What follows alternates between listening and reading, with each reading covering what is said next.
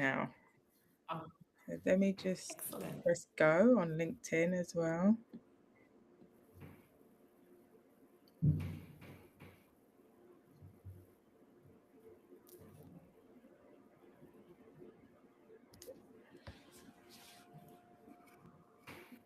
Just waiting for it to come through.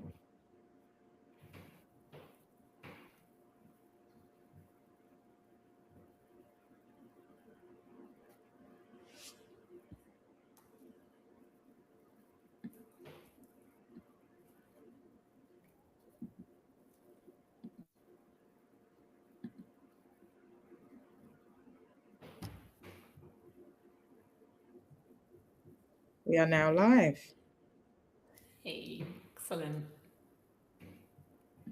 Let's see who wants to come out of the sunshine.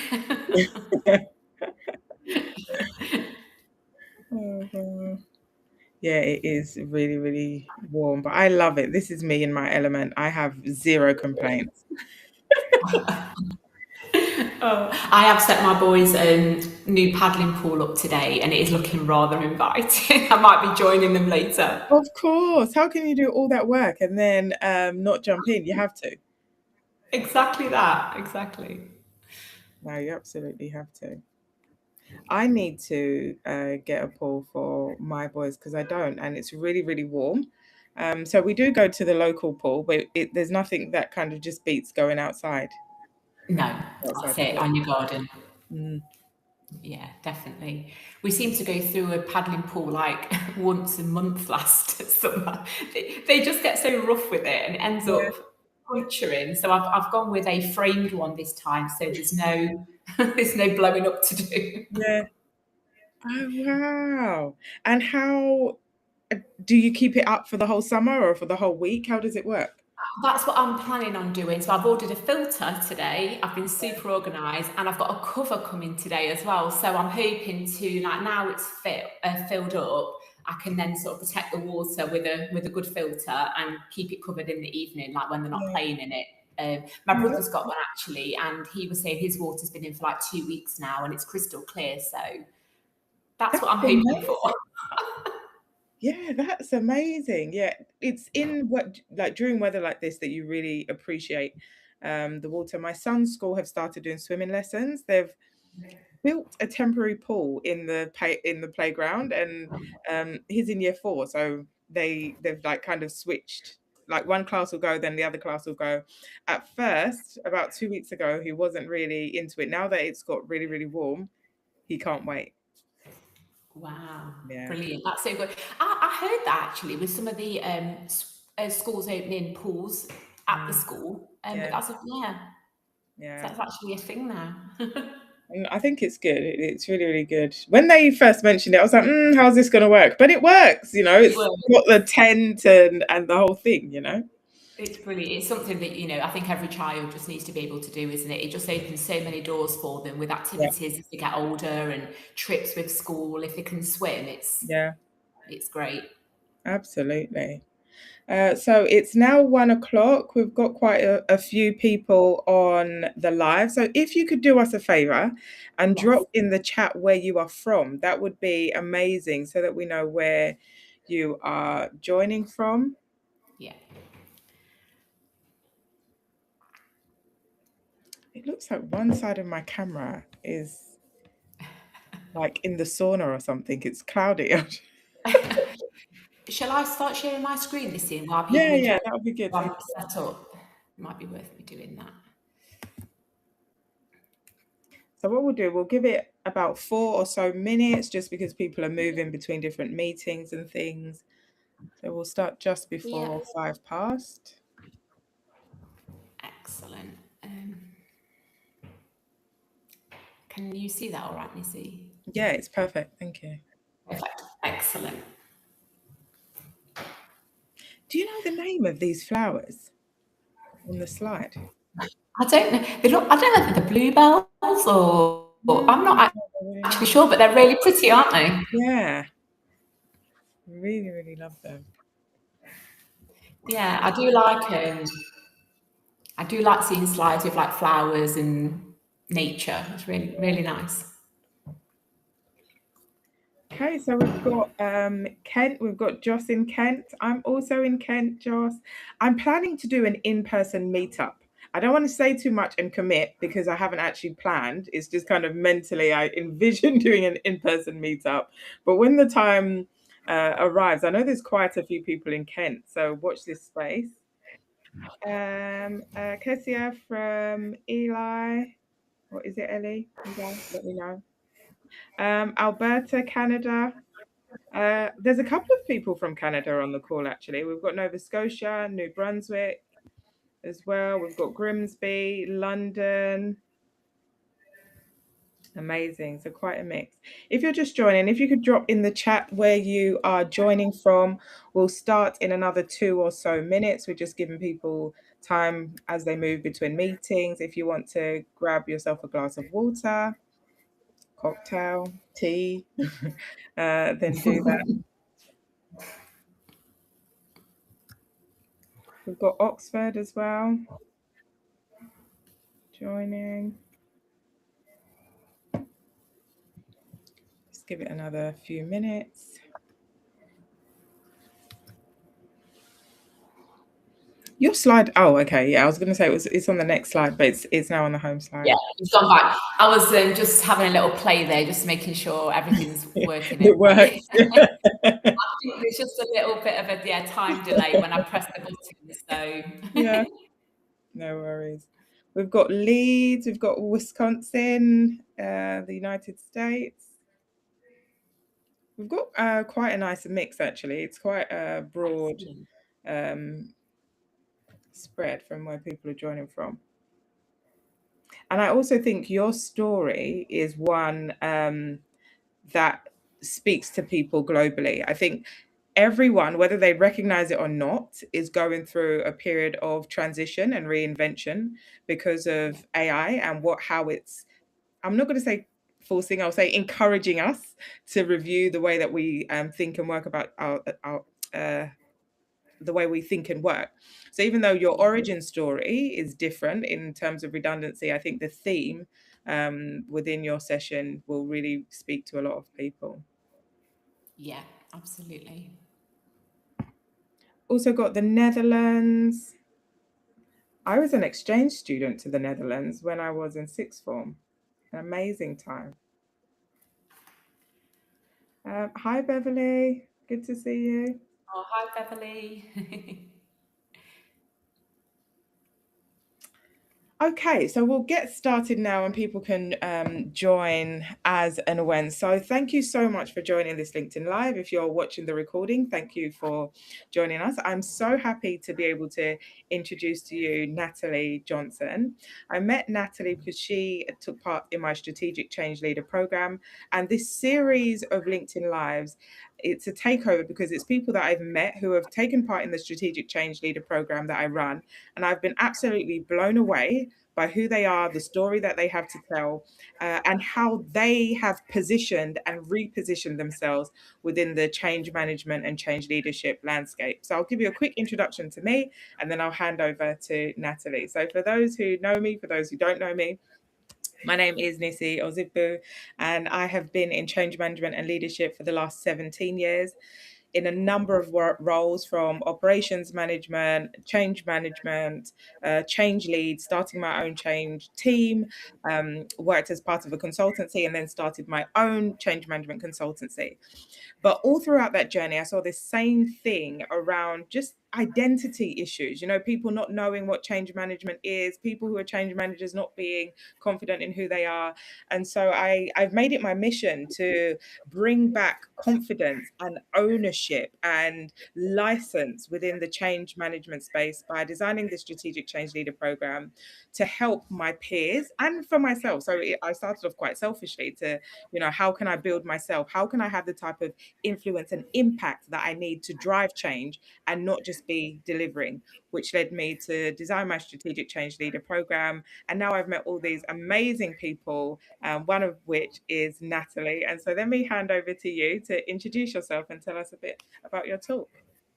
Yeah, of course. So hi, I'm Nat Johnson. I'm based in Nottingham, and I've been in the finance industry for over 2 decades, which is crazy to even say that, but I've had a variety of different roles during that time, with the last 10 years being in delivery and change management.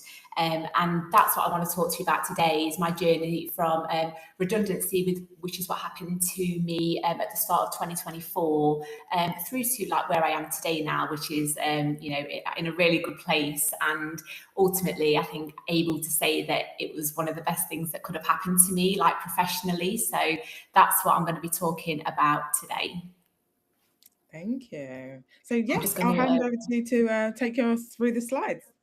Yeah, absolutely. I'm just waiting for it to move on. I think there is a little bit of a delay here, isn't there? Yeah. And that's fine. So for those who are new to lives, that this lag is normal. It's the system doing what it does. Okay, so hopefully you can all see the turning point slide. Hopefully we've moved on. So just to go back to the start, for me, the day that everything changed was, it was a Monday and it was my first day back after New Year's. So start of a brand new year, and I was given the redundancy message, which, having been with the same company for over 2 decades, was really, really shocking and really daunting for me personally. And I do resonate with anybody, and I empathise with anybody that's currently going through the redundancy journey, because I see it every day on LinkedIn, and I know from personal experience how hard it is in the job market today. Like, it is so, so hard, and you've got a lot of people going for the same roles. So yeah, I just wanted to say that. But for me, like, I felt so much fear, and uncertainty and panic. This, just the thought of having to navigate this whole new employment world. Like, I never went on LinkedIn. Um, you know, I think actually, if you was to go on my LinkedIn maybe 3 years ago, my profile picture was actually upside down. That's how little I I used it. So just having to think about, creating a LinkedIn profile and everything else, and knowing how to use it, and what's the etiquette for it. It was just a really scary, scary time. And then I just had this one reoccurring question in my mind, which was like, what am I going to do now? When I joined the company back in 2001, things were very different. The world was very different.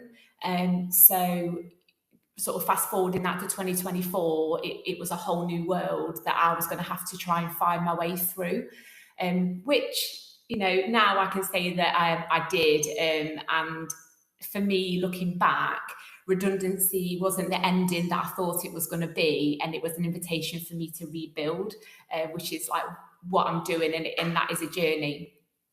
So I will just move on.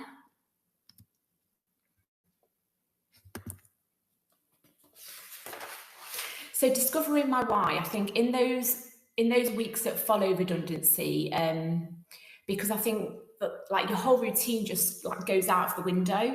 For anyone who's on the call that might be going through it or has been through it, I've got two young boys, so getting up for school runs and stuff like that, that sort of carried on. But then when you get back home, it's a bit like what am I supposed to do?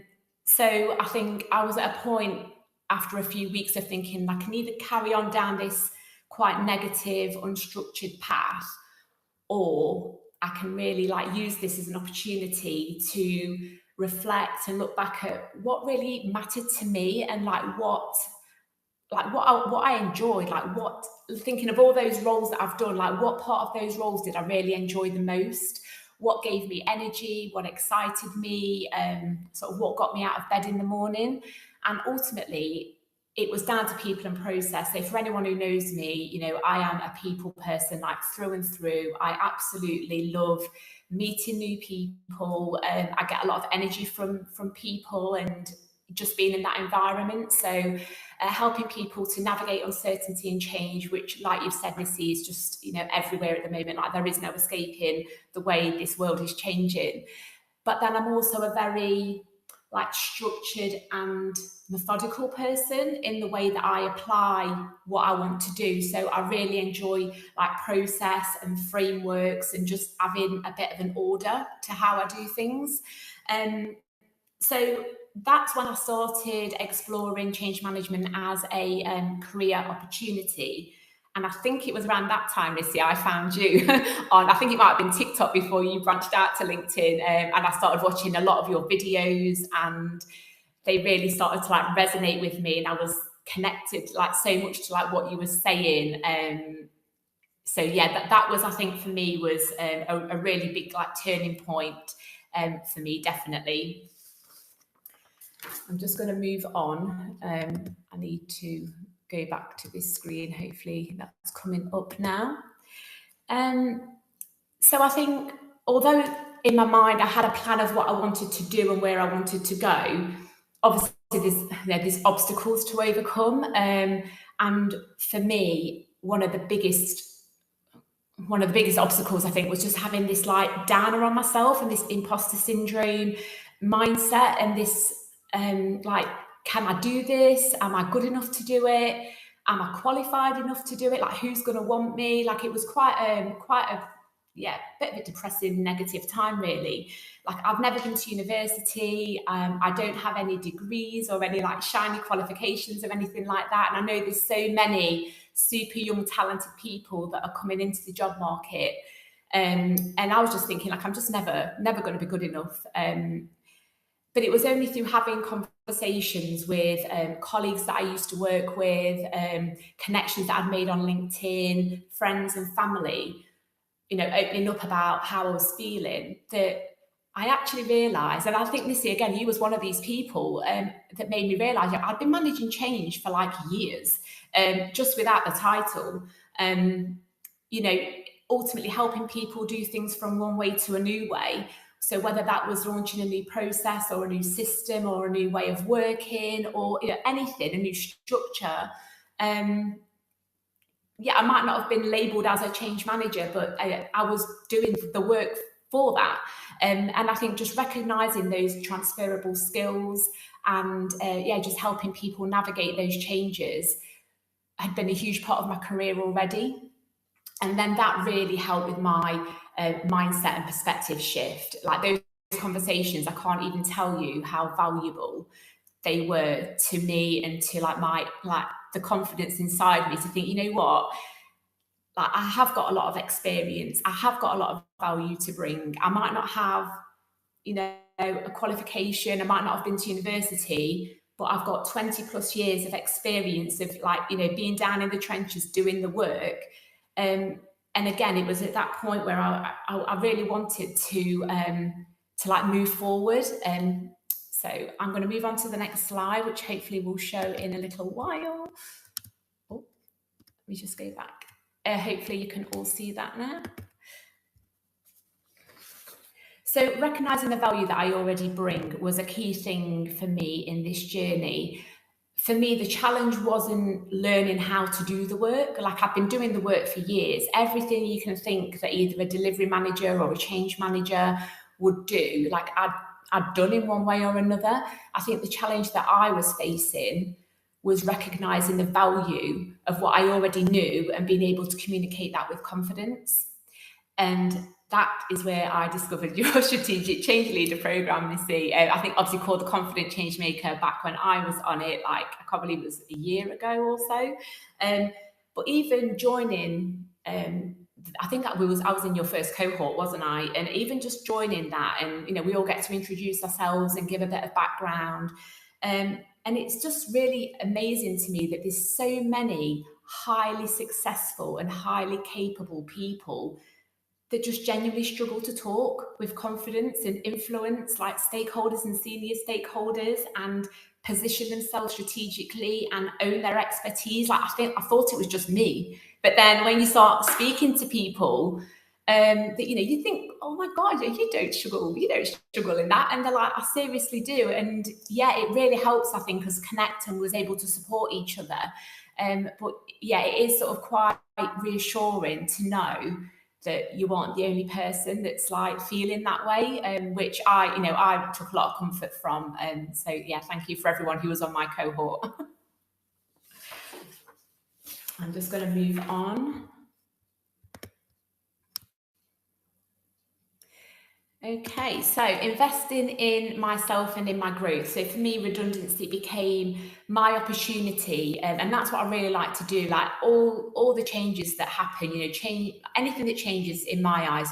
It's temporary. Nothing lasts forever. Before you know it, there'll be something new coming along. So redundancy really gave me that opportunity to reflect on my strengths, my values, and the way I wanted my future to look. And I think at that point is when I joined Mrs. Strategic Change Leader Programme. And that really helped me to build confidence and strengthen my professional positioning to gain greater clarity about my future. I became more intentional about my development, focusing on, and this is one of the key takeaways from the program, is it not just focusing on like the tasks and the things that you just do day to day, but actually the impact and the outcome that those tasks bring and why they're important. And ultimately like supporting others as they go through change. And one of the great things, Nissy, that I really loved, and I know it was an addition to the course, was the neuro-linguistic programming that you talk about, NLP for short, rather than me having to keep saying that, it's too long. I really connected with that module in your program, and it got me really curious about wanting to learn more and to develop that deeper understanding of how mindset, language, and behaviour shape the way people experience change, because no two people experience it in the same way.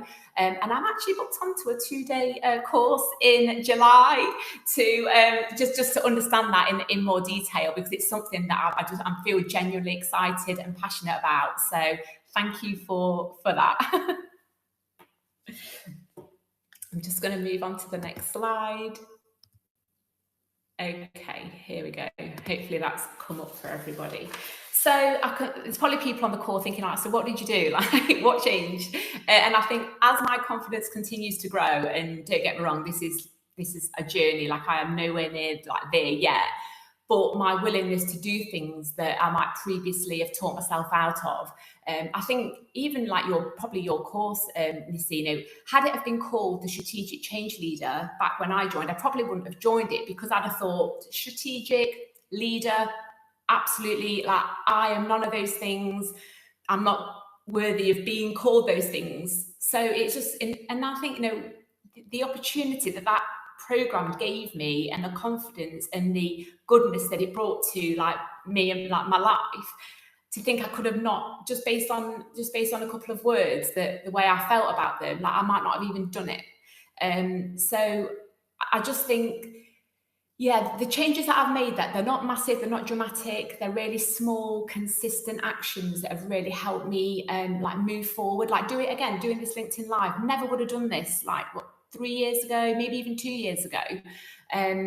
So I think it's just those like baby steps, all going in the right direction. And like, don't get me wrong, I still have moments of self-doubt where I do think, am I going to be good enough for doing that, or situations that challenge me? But I think the difference now is I think, what if I could do that? Like, how great would like this look if I could do that? So yeah, I think it's a case of I recognize those feelings, like I'll have them, I'll recognize them, but I don't let them rule my decision on what I want to do. Like, if I want to do this course, or if I want to go for that job, or whatever it is, I'm going to do it. And I think that is a massive, massive difference with how I was before, before being on your program. So my practical changes made was building stronger professional relationships, being more visible on LinkedIn. I'm not hugely visible, but considering I once had my photo upside down, I've come a long way. So again, just just baby steps, just small, just doing it gradually, I think is what I'm doing now. Continuing to invest in my development, and speaking with greater confidence, and just being like open to sharing my insights and experiences more as well. So again, nothing dramatic or huge, but say all going in the right direction. Excuse me. I'm just going to move on to my next slide. Hopefully you can see that. I think this is my last slide actually, Missy. So my key takeaways are on the screen. So confidence follows action. Don't wait until you feel ready, is what I would say. Confidence grows when you take the first step. You know, thinking or having or waiting until you either feel ready or you're at a point where you actually have to take action and do something. Like, don't wait for that. Do it now. I think starting somewhere is better than like standing still. The next one I would say is stay curious and keep growing. Every conversation, every challenge, every setback, every learning opportunity shapes who you become. I have never read so much in the last couple of years, like books. Again, just getting recommendations on LinkedIn. I think one of your most recent interviews with Brad Clark and his book on change without management. Yeah, I'm currently reading that one. Like, such a good read. I've not finished the Next Identity of the Change Manager, which I thought was like just some great different perspectives and how things could look in the future. So absolutely love, reading and building up my knowledge, in my own time. And investing in relationships, like the right conversations can really help change your perspective and the way you think about yourself. It can open doors and help see the potential in yourself that you just might not have recognized yet. And then I'd say the last one, my favorite one, and the one that I like 100% stand by, is like, just don't undervalue or underestimate the experience and the value that you bring. The skills that you're looking for, they already be like, you're doing them every day. You probably just don't know that you're doing them. And just because you don't have the title doesn't mean to say that you're not doing the work. So I would definitely probably end on that one. I think that was a really, really good one, and something that really helped me sort of turn a corner and shape, where I wanted to go and help me, move forward. So I think that is all my slides done, Missy. I just want to say thank you to you for inviting me on here, and for everyone that's joined today and given up if you're in the UK, a very hot sunny day outside. I hope that, someone's taken away even just something small from what I've said, and it's going to be helpful on your journey. So I can hand it back over to you, Missy. Thank you. I had to put myself on mute whilst you were talking, because otherwise all people will be hearing is yeah, uh-huh, uh-huh, uh-huh. Because it's so amazing to kind of see how your journey has unfolded. And I remember when we spoke and you were telling me about your career history, and like your 20 plus years in finance no less. Like, finance is a very kind of regulated, high energy, high ego industry. And if you're leading and managing change there, it's unlike anything else. And I remember saying, you had said to me, oh no, but I don't really have any change experience, but I really resonate with what all that you said. And I remember asking you this question. I said, wait, so you've been in finance for 20 plus years and you haven't had to deal with any legislation changes, any system changes? And you're like, oh no, yeah, we do that all the time. And I was like, exactly. The only Yeah. difference between, and I remember saying, the only difference between you and me is that I have the title, but actually you have more experience than me. And I remember you just being like, Oh my God, you it know, was literally like the penny yeah, drop moment. Absolutely. exactly. So it's so amazing to hear your story. So, a couple of questions from me. And if you've got any questions, please drop them in the chat. This is now our time for questions. So the first one will be, if you had to summarize the limiting belief that you had to overcome to get to where you are now, what would that be? Um, the limiting belief I think I had was that I just wasn't, yeah, just like I just wasn't cut out for any sort of like leadership roles or any even. I used to get really nervous even talking to anyone in like a senior leadership position.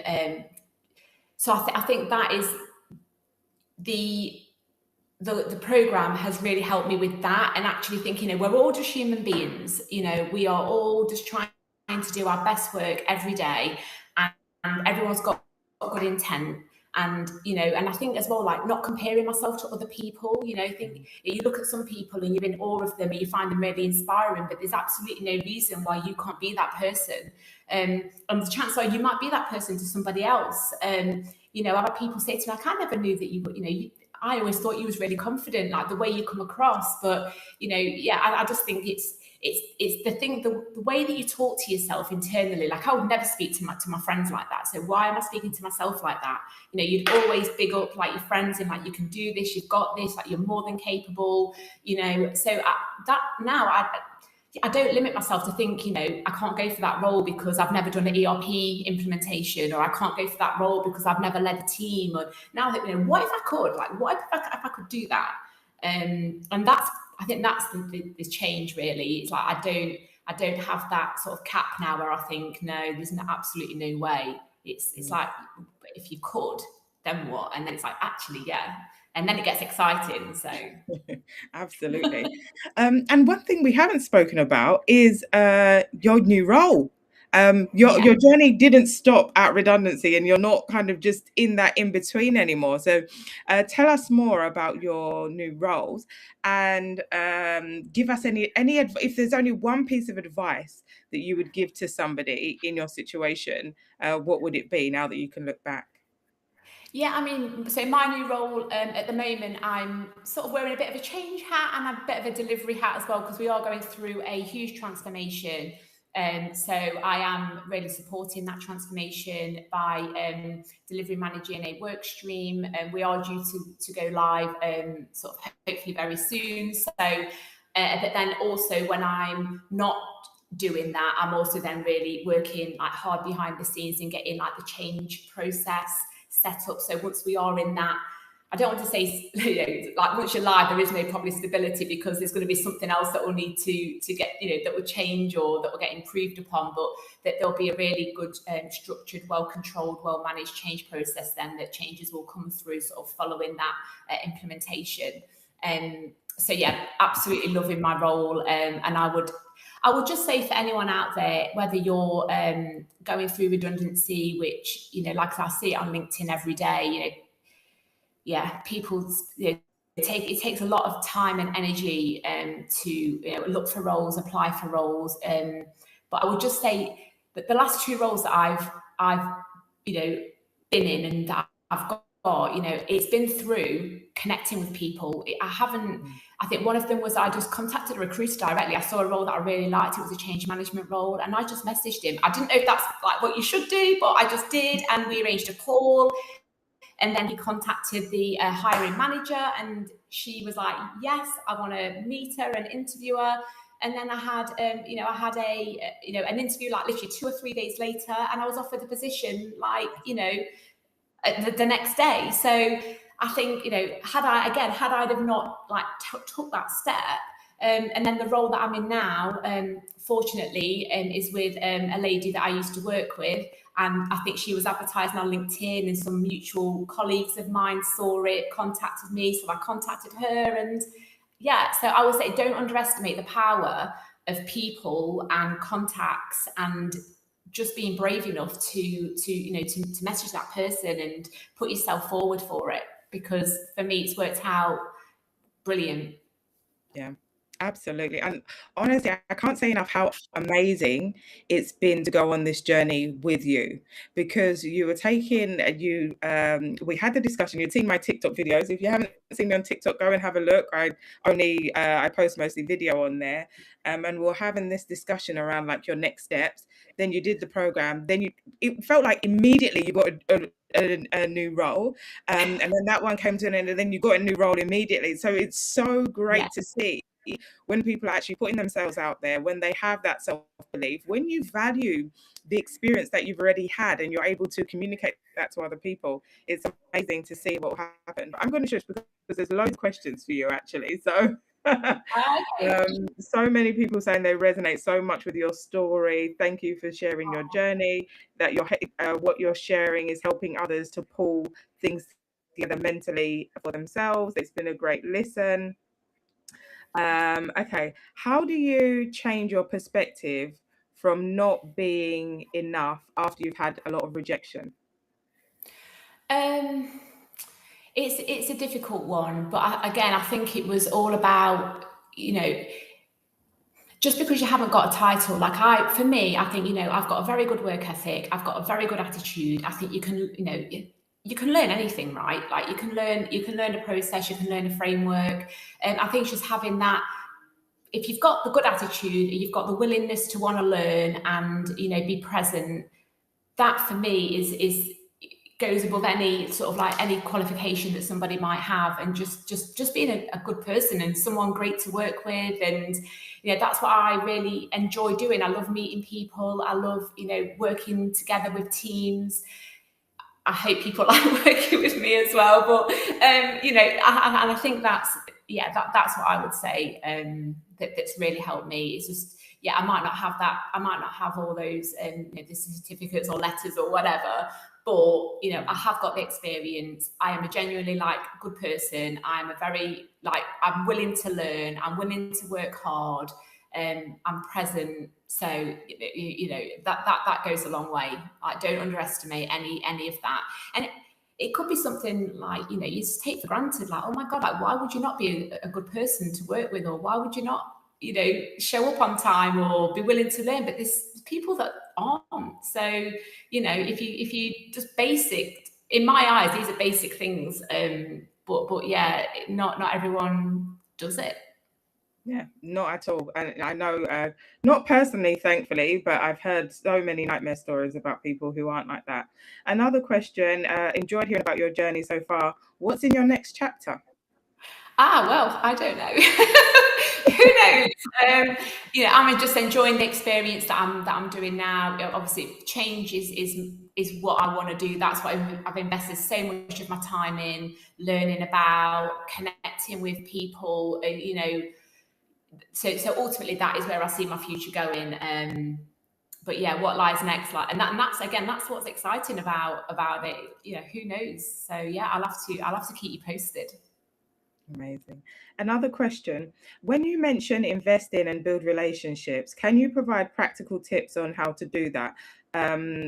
As in topics specifically to discuss. This is because I've experienced getting a meeting with an influential person, only to have a conversation not really go anywhere, even when speaking their language and talking about their challenges.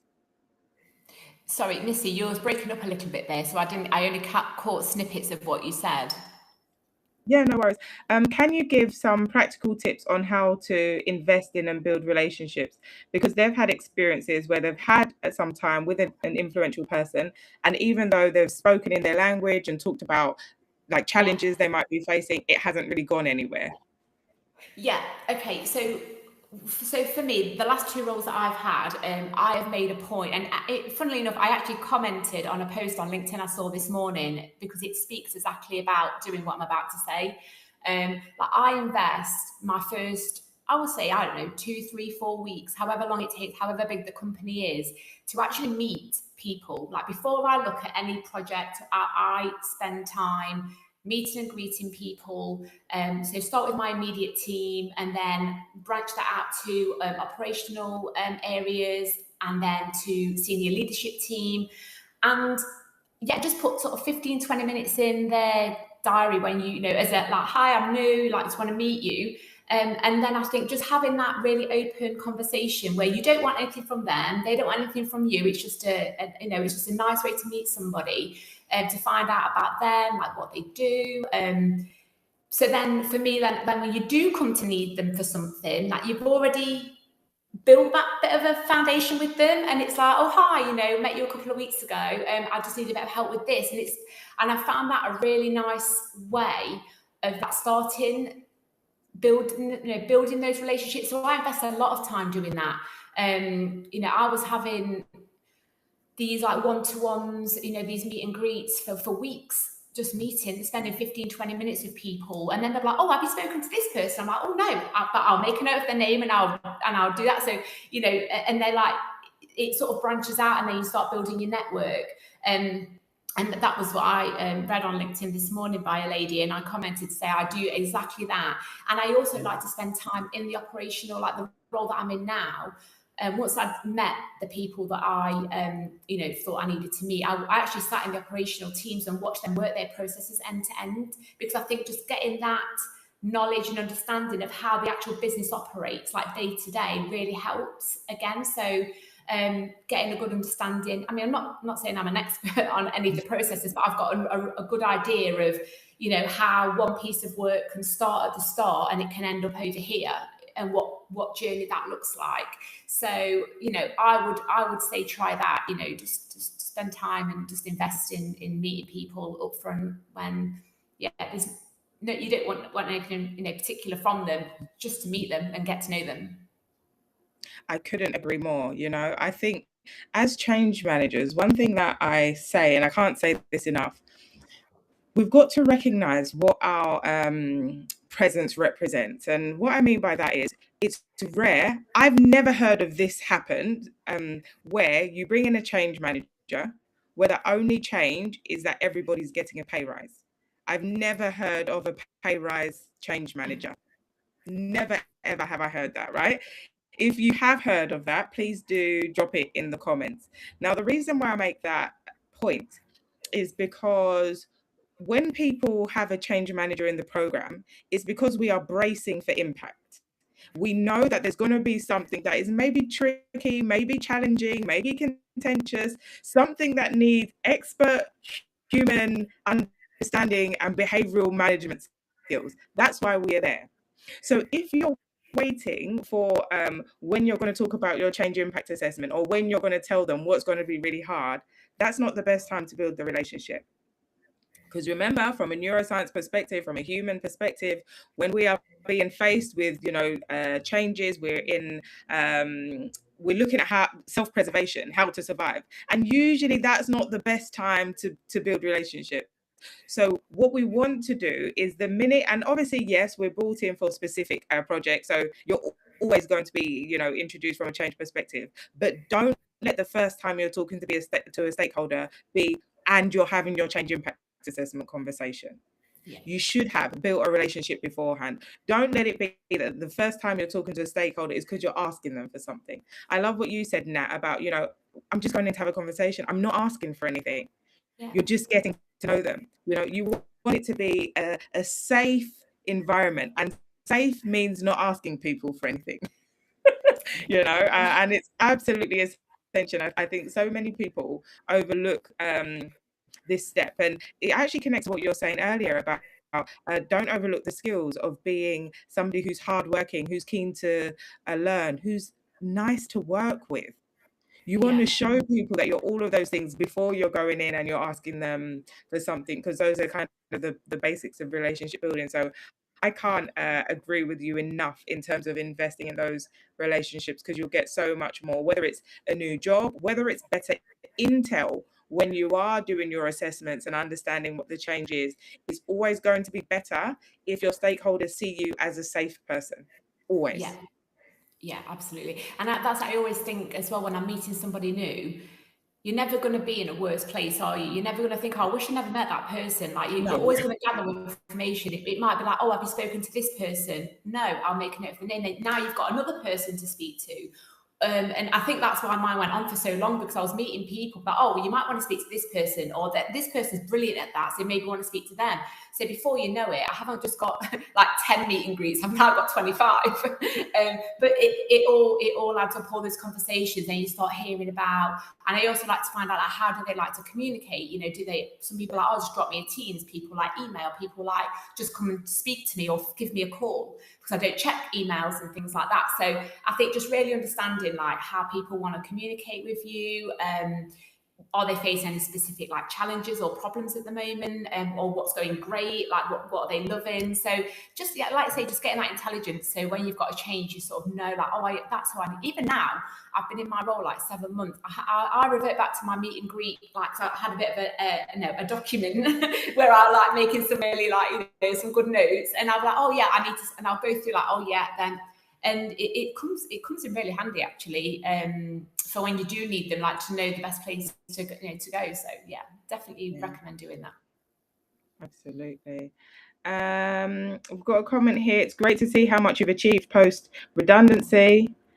Another question: what do you think distinguishes experienced practitioners who remain trusted executors, so delivery people, from those who became sought after strategic advisors? So what separates the delivery experts from the strategic advisors? I think it's all about the positioning and the reframing of the work. I was very much, from a delivery, being in delivery, and I do delivery now, but it's very much like activities, like the work that needs to be done. And I think being more like a change advisor is understanding like what impact is this change going to have on this team, or and how many people are impacted, like do we have any other things that are that we're due to go live around that time that could maybe impact this landing right. So I think it's more looking at like the bigger picture of change and how it's going to be implemented and land, rather than from a delivery point of view you just like the work just needs to get done, especially if you've got a date to meet or things like that. So that's what I would say on that one. Absolutely. Yeah. So we've fast run out of time. We've got 3 minutes until we close. So if you have any last question, do feel free to drop it in the chat. Otherwise, if you are interested in finding out any more about the Strategic Change Leader Program, drop me a DM or drop it in the comment, and then I will reach out to you. That being said, Nat, any final words? No, I just like if you are on a redundancy journey at the moment, like I absolutely see you, and I wish you all the very, very best. And thank you to everyone who's joined. And I am on LinkedIn. My profile picture is the right way around. So if you want to contact me on LinkedIn, I think you've put some posts on this for this discussion, so you can by all means send me a request or contact me if you've got any further questions. But happy to hear any further advice with anybody. Amazing. Thank you so much. So you can reach out to Nat directly. She'll be linked in this event, or if you go on my page, I've tagged her in a number of posts. Otherwise, wishing you all the best for the rest of the day, or if you're watching a recording, whenever you see this. And we will see each other again soon. Oh, thank you so much. You're very welcome. Thanks, everyone. Bye-bye.